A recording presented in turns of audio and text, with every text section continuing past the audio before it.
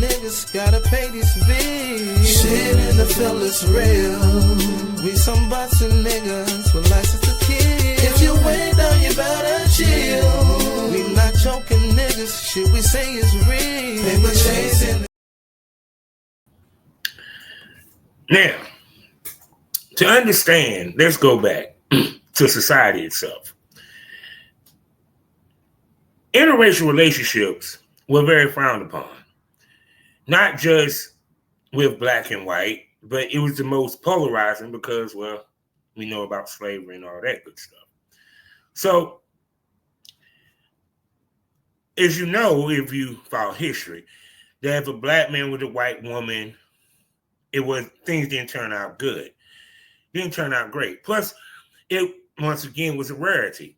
I mean, I even think about when I remember reading about Star Trek, when it was the first interracial kiss in history when Captain Kirk kissed Aurora, and the stink that it made, and the controversy and the wildness and the craziness that it made when it happened.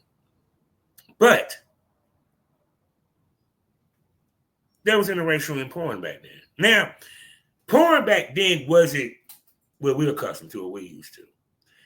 Actually, porn back in the early 1900s, when films started, they used to make what was called stag films. Now, what is stag film, shall we? Well, let's go take a look at what a stag film is.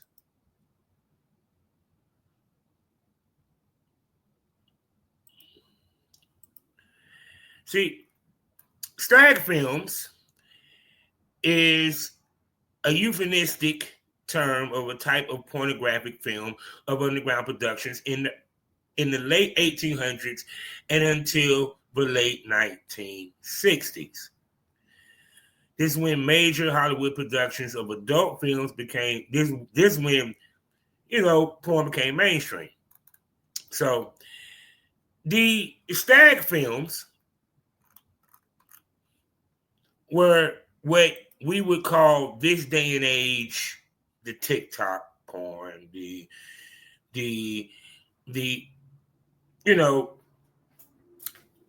OnlyFans porn. See, the thing about it was back then you used to have what was called reels, and everything used to be watched in a movie theater.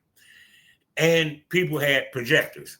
And people used to make these type videos, to sell or to watch or what have you. And they used to have race mixing in there. See, understand, race mixing was very, very, very taboo and very, very, once again, discouraged. You feel me? I mean, trust me, even when the 80s, when I used to see how black people looked at when they saw a black man with a white woman or vice versa,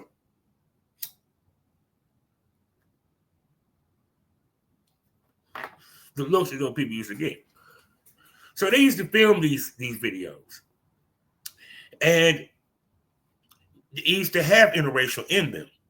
But the problem with that, as we will read real quick,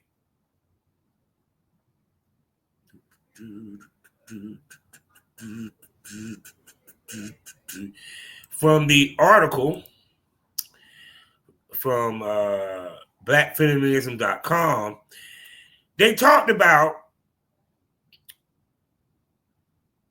stag videos. And see, understand this, when they did the interracial, when it came to stag videos, when they did the interracial, it wasn't the black man was the male man and she seduced him. No, it was raping. Now, which is crazy because I'm like, wait a second. I know y'all taking it back, but why would they do that? Well, because back then, white men were scared that black men would come and take their women. And how does it look that she wanted it? So the first interracial porn that was on the stag films was actually CNC, consent, non-consent, where the guy might be the mailman or he the post guy. He comes in and sees the white woman naked and looking sexy, and he goes nuts and rapes her.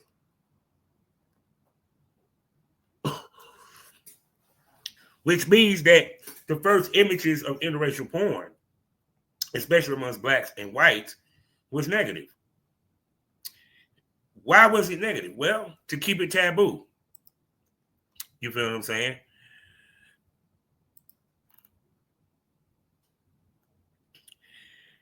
And since I'm going to just scroll down to get to some stuff.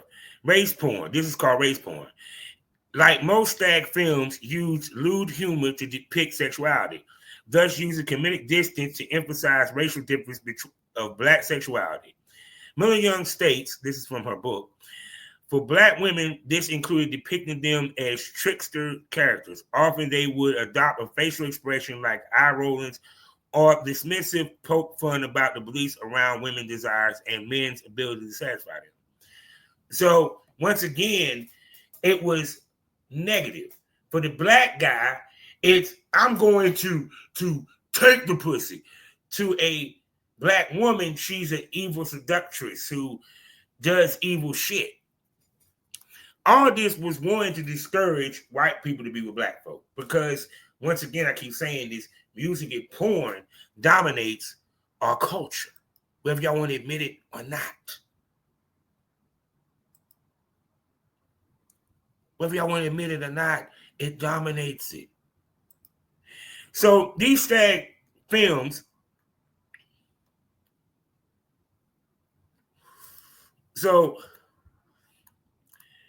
and then of course, like I said, I was talking about right here, negotiating violent fantasies. Like I said, during the Jim Crow era, stag films proliferated about the taboo of interracial sex and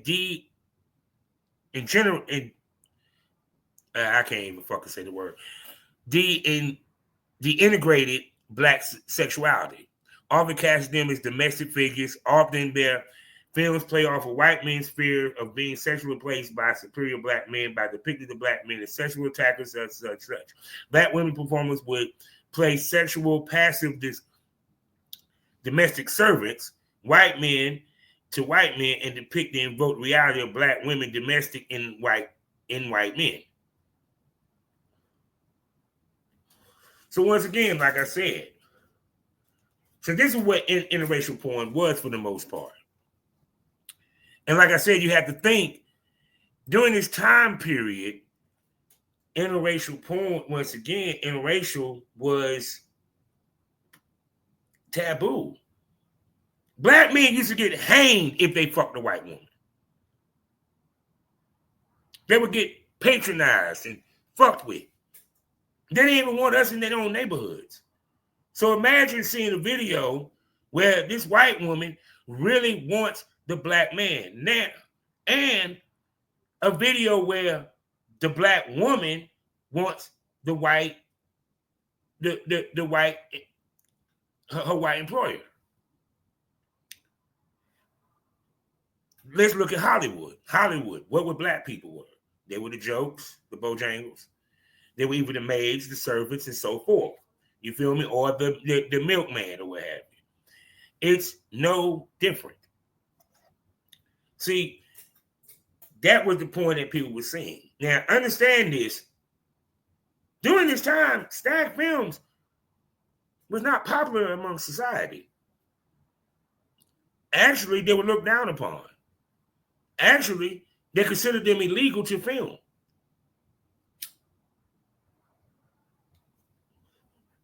So people made money off of certain these stag films, and they were played in movie theaters and so forth. So, well, you get the gist of it.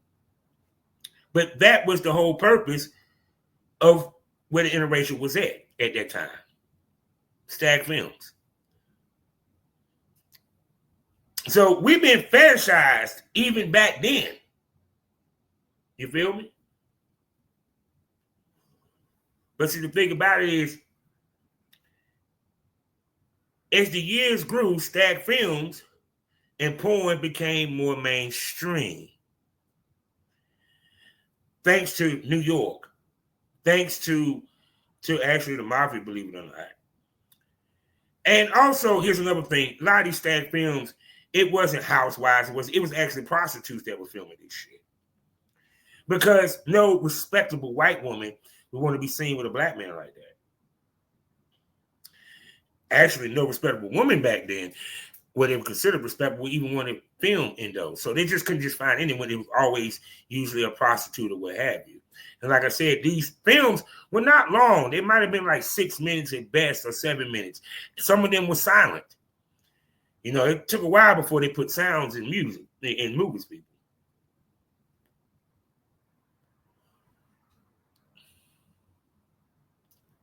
Smoke that over. So as you can see, interracial porn wasn't always accepted. Actuality was very disencouraged. You can only see a black man with a white woman only in the stag films. And once again, it was not encouraged to watch stag films.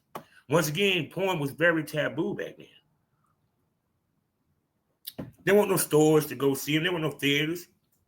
People had to go. Well, no, you had to go to the theater to see it. But come on, you feel me? It wasn't readily available like that. So,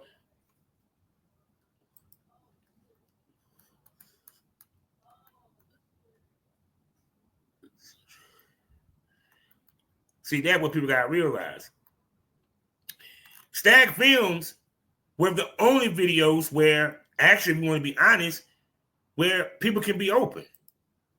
It just wasn't interracial. They had homosexuality. They had lesbian porn. They even had masturbation. People, yes, there was dildos back in the 1800s.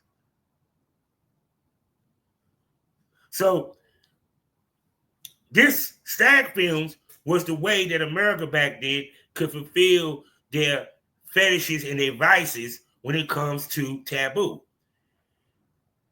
You feel me? They usually play them in the brothels, and like I said, they used to play, and then later in the movie theaters. So a lot of the stuff that you couldn't dibble-dabble in and talk about in public, the stag films was one of the ways that people got their shit off. Once again, porn made the most money when it was taboo. And a lot of people used to watch some stag films. You know, groups of people used to get together in the house and play the projector or what have you. Yeah. Why do you think the mafia got into porn in the first place? It was one of the vices. It was one of the vices that a lot of people didn't talk about. You had drugs, you had whiskey, and you had pussy. That included watching it. So,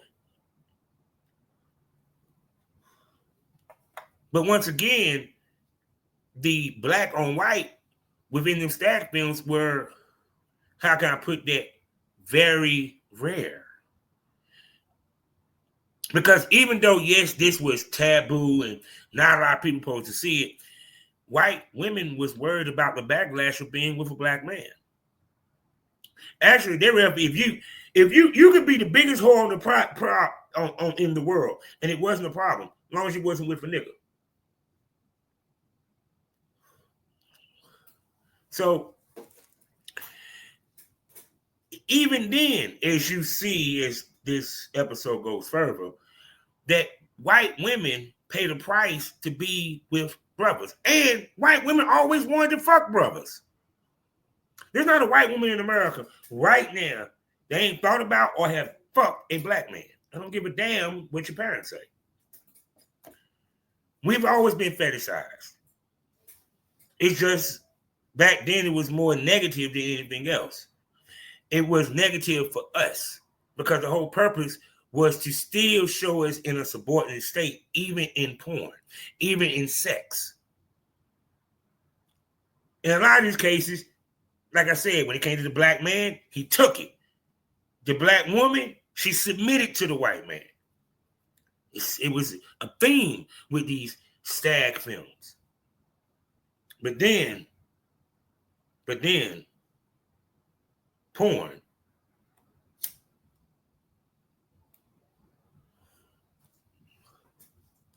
became mainstream.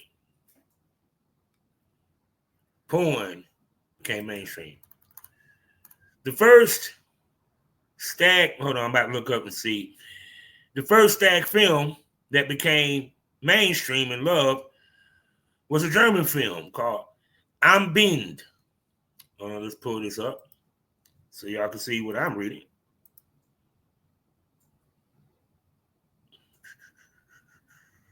I should have kept this up in the first place. Called Am Bind, the Argentine film.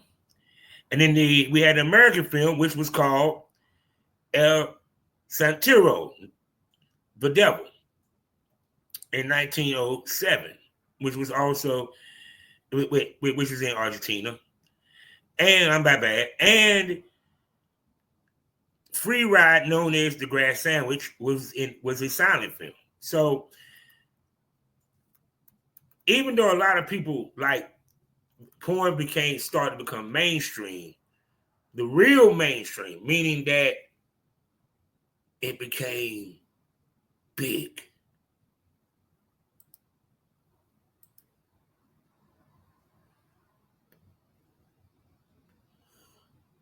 was in the 60s and the 70s. 60s and the 70s. That when porn had its boom. New York, live sex shows, the theaters. And then, one of the biggest movies in the history, that changed the history of porn cinema, featured interracial scene. What's going on, smokers and premium smokers? Yo, if you're watching this on YouTube or on Twitter, wherever I place this stuff, if you want to see the full episode, that's right, the full episode of this wonderful podcast, you need to either follow or preferably subscribe to the Premium Smoke Room on Loyal Fans. Right now, I got you covered for right now because I know the recession is coming and all this crazy shit is going on. $6.25 for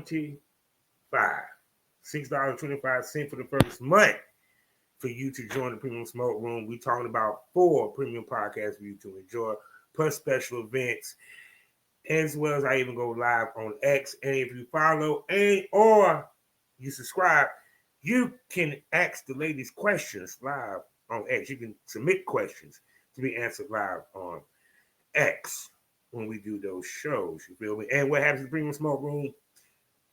The conversation gets more saucier. The boobies pop out. Dildos might pop out. You don't know what might pop off unless you subscribe. So you want to see this episode, this full episode, you got to go to the Premium Smoke Room. So, and like I always say,